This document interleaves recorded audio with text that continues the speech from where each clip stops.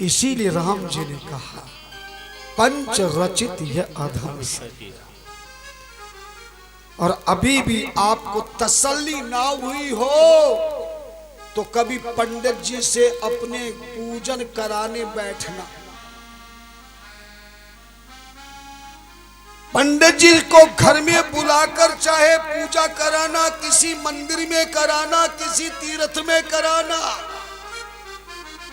जान पहचान वाले पंडित जी से पूजन कराना या अनजान से कराना, जब भी कोई धर्म कर्म करने के लिए आप किसी भी आचार्य कर्मकांडी ब्राह्मण के पास कर्मकांड कराना शुरू करेंगे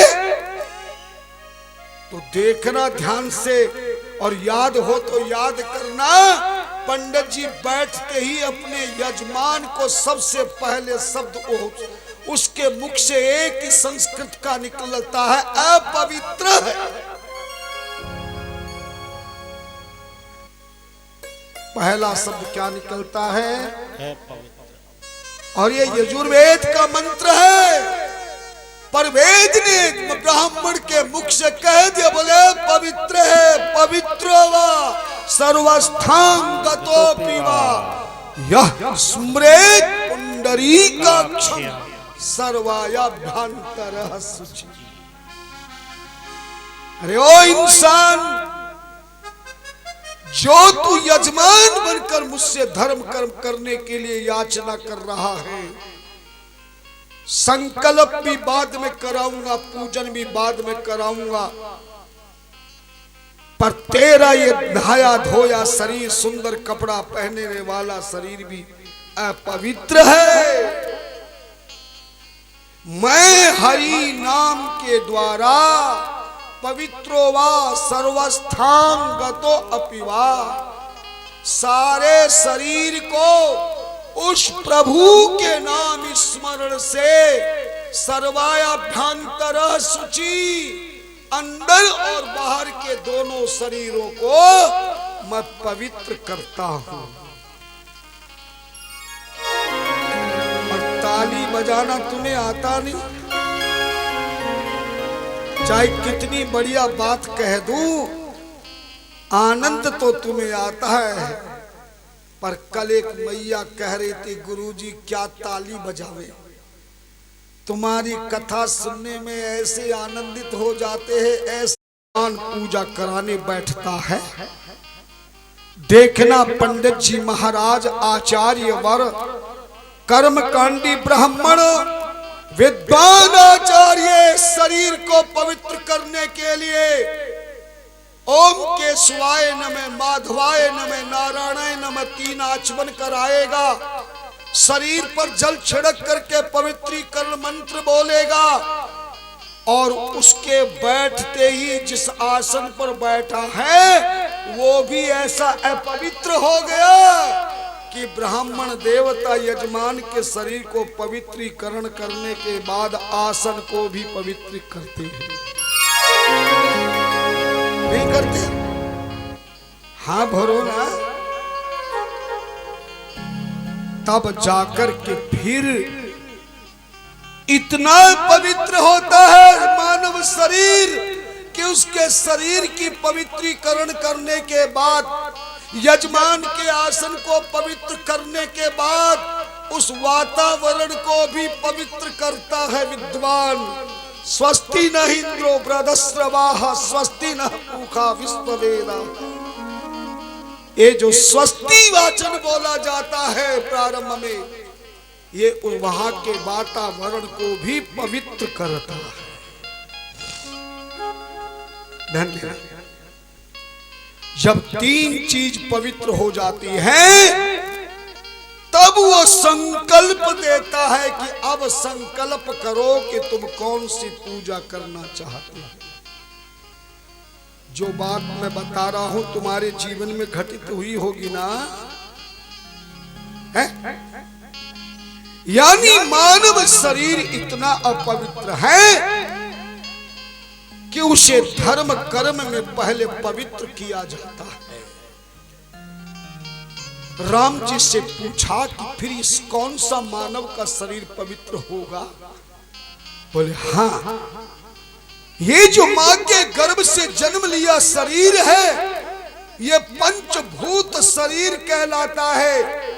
अंग्रेजी में इसको फिजिकल बॉडी कहते हैं।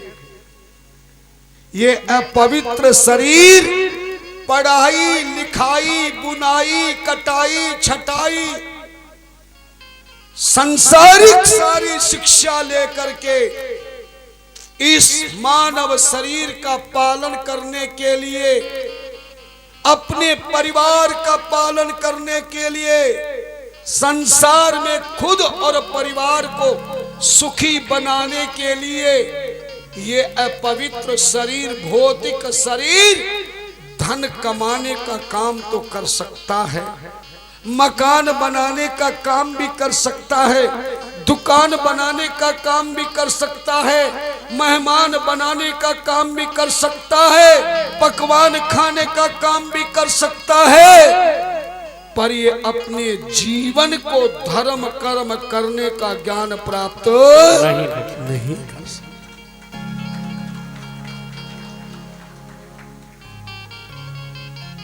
बोले इस शरीर को पवित्र बनाने के लिए जैसे किसी भी बच्चे का जन्म होने के बाद जब तक पंडित जी महाराज उसका नामकरण संस्कार वेद मंत्रों से हवन आदि करके जब तक नहीं करते तब तक वहां का धर्म कर्म समाप्त होता है, और मरे हुए जीवात्मा के लिए शरीर के उस परिवार में जब तक उसका 10वां 13वीं कर्म ब्राह्मण के द्वारा नहीं होता तब तक वहां कोई पूजा पाठ प्रारंभ नहीं होती। जैसे भौतिक शरीर को भी, परिवार को भी, कारोबार को भी पवित्र करने के लिए एक आचार्य की, ब्राह्मण की आवश्यकता होती है, जो यज्ञ हवन आदि कराकर तुम्हारे घर परिवार व्यापार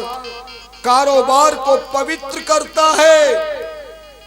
ठीक इसी प्रकार इस मानव जीवन को परमात्मा के चरणों में परम भक्ति युक्त बनाने के लिए, धर्म संयुक्त बनाने के लिए, अपने आप को संत बनाने के लिए, पापों से मुक्ति पाने के लिए, इस शरीर को परमात्मा की कृपा प्राप्त बनाने के लिए इसको एक जन्म और लेना पड़ेगा। और कहते हैं कि कोई भी पूजा पाठ करो, धर्म करो, केवल मां के पेट से जन्म लेकर चाहे तुम 80 साल के क्यों नहीं बन गए हो, पर एक जन्म अभी हुआ है। संसारिक कारोबार परिवार सब कुछ कर सकते हो, लेकिन तुम्हारे हाथों से किया गया कोई भी धर्म कर्म प्रभु स्वीकार नहीं करेंगे। तुम्हें इस मानव शरीर अपवित्रता के शरीर को पवित्र हमेशा के लिए बनाने के लिए, ईश्वर के चरणों में अपना मुखड़ा दिखाने के लिए, ईश्वर के दर्शन का फल पाने के लिए, घर के बाहर के मंदिर में, तीर्थ में, संतों के आश्रमों में पूरा धर्म कर्म करने का फल प्राप्त करने के लिए आपको एक जन्म और लेना पड़ेगा। और इसीलिए धर्म ग्रंथों ने कहा जो द्विज शरीर हो जाता है। कौन सा शरीर हो जाता है? द्विज। द्विज और द्विज का अर्थ द्वि मानी दो और जय मानी जन्म लेने वाला। दो जन्म जिसके हो गए हो मानव शरीर में, चाहे वो स्त्री हो या पुरुष हो, गरीब हो या अमीर हो, पढ़ा लिखा हो या अनपढ़ हो, किसी भी जाति का पाति का हो, किसी भी परिवार का हो, कोई भी कारोबार करता हो, पर प्रत्येक इस संसार में जन्म लेने वाले स्त्री और पुरुष का जब तक दूसरा जन्म नहीं होता तब तक ये मानव जीवन के शरीर के द्वारा किए गए धर्म कर्मों का फल प्राप्त नहीं। लेकिन आपकी बात समझ में नहीं आई होगी, कहोगे महाराज दूसरा जन्म भी तो फिर मां के ही पेट से होगा, ये तो जन्म लेते दूसरा जन्म बताओ ना। नहीं, संत कहते हैं, धर्म ग्रंथ कहते हैं, जब मां के गर्भ से जन्म हो जाए और ये भौतिक शरीर बड़ा हो जाए, समझदार हो जाए, बुद्धिमान बन जाए, तब इसका दूसरा जन्म कोई और नहीं, सतगुरु महाराज के माध्यम से दूसरा जन्म इस मानव शरीर का।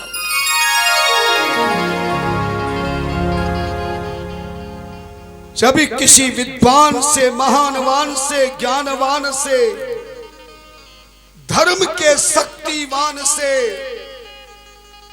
जब आप नाम दान जिस दिन ले लोगे और अपने इस पवित्र शरीर को सतगुरु के चरणों में लगा दोगे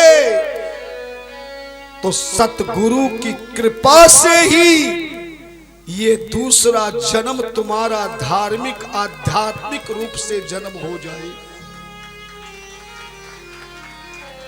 माता केवल संसारिक शरीर बनाकर देती है, संसार की शिक्षा सिखाती है, बोलना सिखाती है, चलना सिखाती है, खाना सिखाती है, नहाना सिखाती है, स्कूल में जाना सिखाती है, कपड़े पहनना सिखाती है, रिश्तेदारों का परिचय बताती है, उसे आगे पढ़ाई में आगे बढ़ाती है और फिर संसार का कोई अच्छा कारोबार कराती है या फिर बढ़िया शिक्षा देकर उसे डॉक्टर, इंजीनियर या कोई और बढ़िया अधिकारी बनाती है। तो केवल उससे पेट का पालन होगा, परिवार का पालन होगा, मकान बनेगा, दुकान बनेगी, है ना, सम्मान होगा, पर मानव जीवन का उत्थान केवल सतगुरुदेव की कृपा से ही होगा।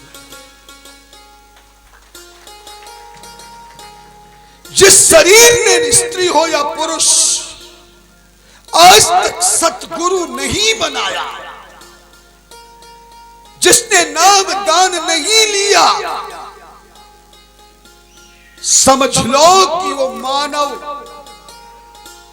नर से नारायण नहीं बनेगा, पूरा जीवन व्यतीत कर देगा, लेकिन संसारिक भौतिक शरीर वाला ये मानव केवल दानव के रूप में तो हो सकता है।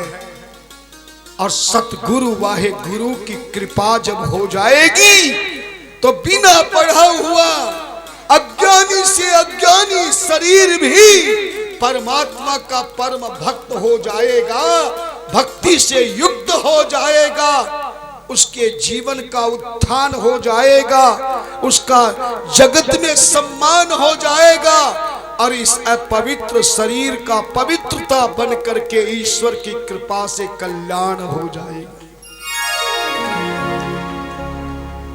बात समझ में आ रही है ना?